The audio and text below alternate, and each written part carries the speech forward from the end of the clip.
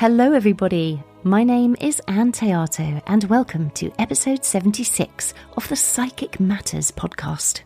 In this week's episode, I thought I would do a book review for a book that really touched my heart and touched my mind when I first read it, which was about 15 years ago. And I thought, do you know what? I'm going to share this with my listeners on Psychic Matters because it contains concepts and themes that I think you guys are going to find really, really fascinating and worthy of discussion. It's one of those books that has touched my mind, touched my heart, and made me deeply think and deeply consider all things. And I thought, do you know what? I think this will make a really interesting episode. Don't sleep. There are snakes. Life and Language in the Amazonian Jungle by Daniel Everett. Take a deep breath in. And as you breathe out this world. Breathe out all your problems, everything you hold on to, your troubles and your woes. Just keep breathing in this way, gently in and out. And as you do so, let this physical world that surrounds you fade away into a gentle mist. On your next in-breath, the mists begin to clear, and you find yourself sitting in very comfortable clothes on softer than soft white sand. The sun in the sky above you, warming your hair, warming your forehead, warming your face. Begin to breathe in this new world, the freshness of this new environment. You are barefooted and the sand is warm beneath your feet. As you open your eyes, you see in front of you a beautiful velvet smooth river with the clearest water, sparkling occasionally in the sun. This is the Maasai River, deep in the heart of the Amazonian rainforest. On the opposite bank, and as far as the eye can see in either direction, tall emerald trees line the riverbank, flaming macaws perched in the branches. You can hear monkey calls, toucan cries, and the occasional roar of a jaguar. Turn your head and observe. To the left and to the right of you, 4 or 5 thatched roof houses on stilts.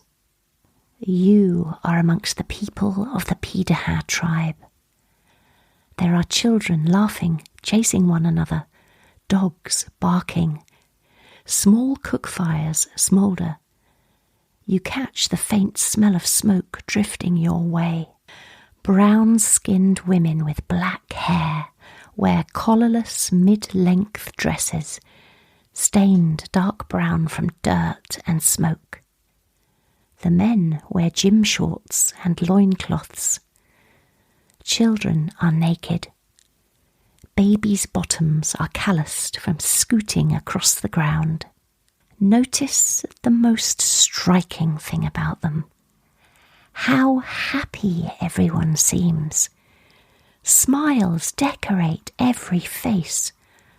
Not one person looks sullen or withdrawn. These are the Pirahã people of the Brazilian Amazon. No outsider has ever been able to understand the Pirahãs. They are the least studied people in the world and speakers of one of the world's most unusual languages, Pirahã is not known to be related to any other living human language.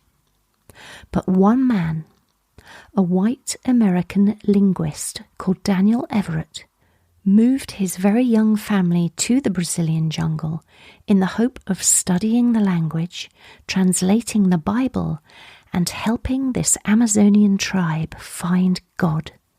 His income and expenses were paid by the evangelical churches in the USA so that he could change the Pirahã's hearts and persuade them to worship the God he believed in and to accept the morality and the culture that goes along with believing in the Christian God. The trouble was, the Pirahãs have no God. They have no creation theory. I want to talk to you about this culture, a culture who have no influences, no persuasion from the outside world, no history, no belief system, no laws, no regulations, no rules, no government, no monarchy, no word for worry, no advertising, no fairy stories, no myths or legends, no fiction, and no spiritual framework on which to hang a belief system. The Pirahãs showed Daniel Everett that there is dignity and deep satisfaction in facing life and death without the comfort of heaven or the fear of hell, and in sailing towards the great abyss with a smile. What would it be like if we were able to free ourselves from all that we know and all that we've learned and all the untruths that we've been told or forced to believe in and go back to our natural human state? Where would we be spiritually? What is our natural spiritual self? The Pirahã tribe could possibly be the closest we can get to exploring this. It's not easy for a Western family to prepare to live in an Amazonian village, and when Daniel and his wife purchased their supplies, they anticipated and bought for up to 6 months of family isolation in the jungle. They bought laundry soap, birthday and Christmas presents that had to be planned 4 months in advance. They spent hundreds of dollars on all kinds of things, from aspirin to snake antivenom and malaria treatments. They bought school books and school supplies so that their children could study. They bought hundreds of litres of gasoline, kerosene, propane, dozens of cans of meat, a propane-fueled refrigerator, dried milk, flour, rice, beans, toilet paper, trade items for the Pirahãs, and so on and so forth. Take yourself back to that beach I spoke of at the beginning. Take a closer look at the houses on stilts that you see. Pirahã don't need houses to display wealth because all Pirahã are equal in wealth. They don't need houses for privacy because privacy is not a strong value. But if they need privacy for sex or relieving themselves, they have the entire jungle around themselves, or they can jump in a canoe and leave the village. Houses don't need heating or cooling because the jungle provides a perfect climate for lightly clothed human bodies. Houses are just a place to sleep with moderate protection from the rain and the sun. At night time, the Pirahã don't say to each other, "Sleep well." They call out to each other, "Don't sleep, there are snakes." By not sleeping, they can harden themselves, and that is a value they all share. There's danger all around in the jungle, and sleeping soundly can leave you defenseless from attack by numerous predators. So if you snore, jaguars may think a pig is nearby and come and eat you. Hence, don't sleep. There are snakes for the same reason. They laugh, the Pirahãs do, and they talk for a good part of the night. And people don't actually sleep for hours at a time. They also consider hunger a very useful way to toughen themselves up, going without eating for a day or two. The Pirahã material culture is amongst the simplest known. They produce very few tools, almost no art. If they need to carry something in a basket, they'll weave one on the spot from wet palm leaves, and after 1 or 2 uses, the basket becomes dried out and fragile and it's abandoned. Pirahãs enjoy every day as it comes. They don't plan for the future. They don't store food, and as a result, they invest no more effort in something than is necessary for minimal function. Daniel Everett, while he was there, attempted to teach the Pirahã to learn to count, but they don't have any words for numbers.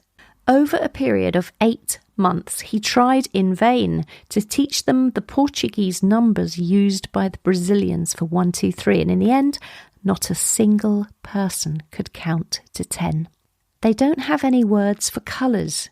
They can describe colours, they see colours, but they'll say things like, that looks like blood, or that looks like urucum plant, or that looks like water, or that's not quite yet ripe, or that's transparent, or that looks like it has an opaque eye. And they're the sort of ways that they describe different colours. They make necklaces from seeds and homespun cotton string to ward off the evil spirits that the Pirahãs see almost daily. The necklaces are bright coloured because they believe, like wild animals, spirits are more likely to attack when startled. There was a terrible time for Daniel while he was out there when his wife and children were near death with malaria. And at that time, Daniel found out some important things about the Pirahã that he was not understanding or successfully appreciating. He was really hurt that the Pirahã didn't show more empathy to him for his situation with his children and his wife being so close to death. And being so caught up as he was in his own terrible crisis, it didn't occur to him that the Pirahã went through what he was agonising over on a regular basis, and that their lot was worse than his. Every Pirahã member has seen a close family member die. They have seen and touched the bodies of their loved ones and have buried them in the forest near their home. They had no medical doctor or hospital to turn to for help. When someone gets too ill to work among the Pirahã, no matter how easily the disease might be treatable by Western medicine, there is a significant chance that the person will die. The neighbours and family, they don't bring casseroles to the Pirahã funeral. If your mother, your child, or your husband dies, you still have to hunt fish and gather food. No one will do that for you. The Pirahã have no way of knowing that Westerners expect to live nearly twice as long as they do, and not only expect to live longer, but consider it their right to do so. And it's important to state here that the Pirahã, they're not indifferent to death. Their pain and their concern is exactly the same as ours. They would paddle for days in a canoe for help if they thought that they could save a child, but the Pirahã do not act as though the rest of the world has a duty to help him or her in their need. They don't suspend normal daily activities just because someone's sick or dying. That's practicality. That's not callousness. When Daniel was there, he witnessed a woman die in childbirth. It was a breech birth. She was in agony, but no one went to her aid. She and her baby died on the beach because the Pirahã believe that people must be strong and get through difficulties on their own. In a land without doctors, you have to get tough or die. When someone dies, he or she is buried. There's a relative lack of ritual within the Pirahã. There are some loosely followed traditions surrounding burial, but there's no ritual. The dead are buried in a sitting position with many of their belongings placed beside them, never more than a dozen or so small objects, because the Pirahã accumulate so little materially in the course of their lives. And often they bury their dead face down, and they never build a coffin. If the deceased is large, they'll be buried in a sitting position because it requires less digging. The dead are buried almost immediately. 1 or 2 close relatives will usually dig the grave close to the river, with the effect that after a couple of years, the grave has been washed away by erosion. The Pirahã laugh about everything. They laugh at their own misfortune. When someone's hut blows over in a rainstorm, the occupants laugh more loudly than anyone else. They laugh when they catch a lot of fish. They laugh when they catch no fish. They're never demanding, they're never rude. They are patient, happy and kind. Pirahã humour works because of their strong sense of community. They can show sarcasm, they can play practical jokes because they're knitted together tightly in a community of trust. Not complete trust because there is stealing and unfaithfulness, but mainly trust that each member of the community will understand every other member of the community and share the same values. If someone arrives in the village, no one says anything. If someone helps you, expressions of gratitude can come later with a reciprocal gift or an unexpected act of kindness, such as helping you carry something. If someone has done something hurtful, they have no words for "I'm sorry." The way to express penitence is by actions, not words. Dances bring the village together. There are no musical instruments, just clapping and singing and stomping of feet. Spirits appear in dances in which the man playing the role of the spirit claims to be possessed by that spirit. Spirits can tell the village what it should not have done or what it should not do. Spirits can single out individuals or simply talk to the group as a whole. For the Pirahã, the universe is like a layer cake. Each layer is marked by a boundary called a biji. There are worlds above the sky and worlds beneath the ground. Upper layer, lower layer, our layer.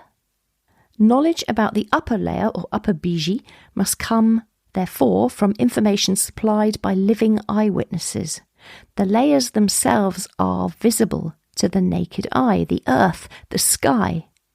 The inhabitants of the layers are seen, because these other beings come down from the sky and walk about the jungle. The Pirahã see their tracks from time to time. Pirahã even see the beings themselves lurking as ghostly shadows in the jungle darkness.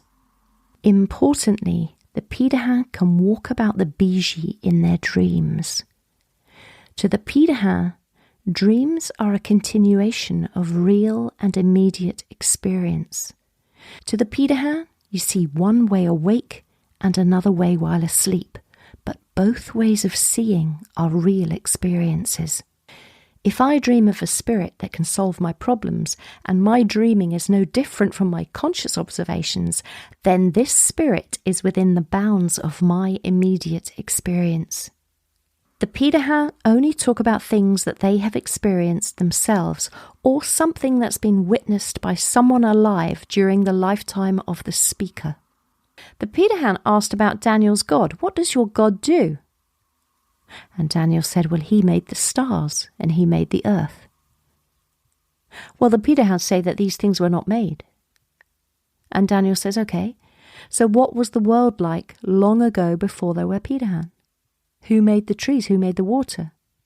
And the Pirahã say, what? And Daniel said, who made the trees? Who made the water? And the Pirahã replied, nobody made the trees. Nobody made the water. They're just trees and they're water. And Daniel presses the point, you know, a long time ago when there weren't any trees. And the Pirahã say, you saw a time when there were no trees? And Daniel says, no. And the Pirahã say, we don't talk about that. The trees were always here. The water was always here, unless you know that they weren't. One of the tribe once said to Dan, hey, Dan, I want to talk to you. You've been here for a long time, and we know that you love this beautiful place. We have lots of fish here, and you don't have that in the States. But you know, we've had people tell us about Jesus before. Somebody else told us about Jesus, and then another guy came and told us about Jesus, and now you're telling us about Jesus. And we really like you, but you see, we're not Americans, and we don't want to know about Jesus.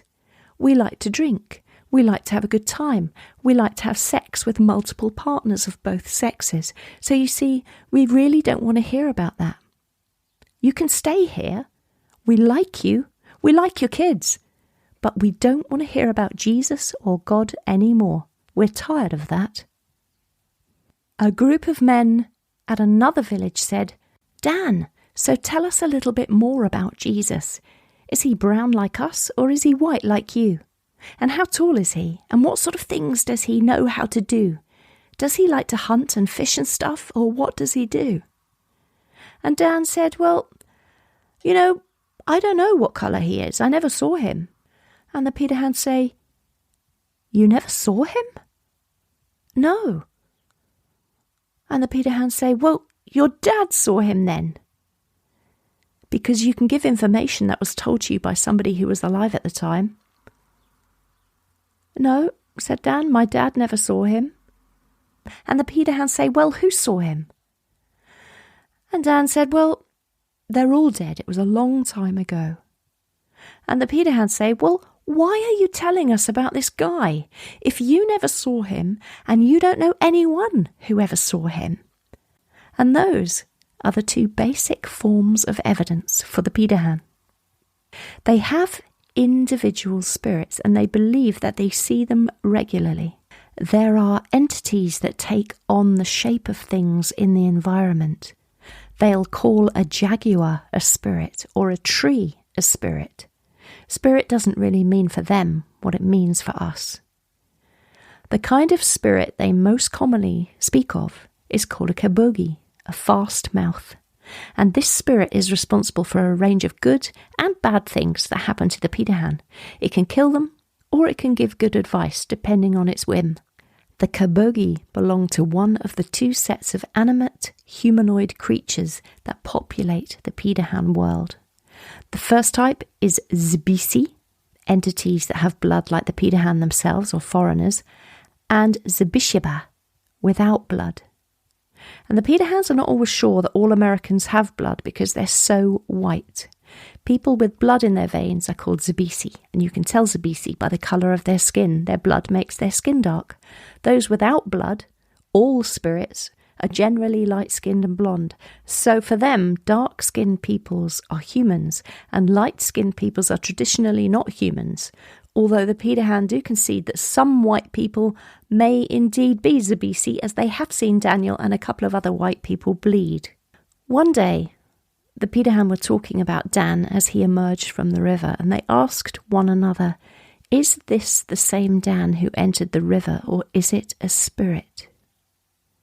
And you might remember the story of the Greek philosopher Heraclitus, who lived in 450 BC, and he was famous for his insistence on ever-present change as being the fundamental essence of the universe. As he stated in his famous saying, no man ever steps in the same river twice.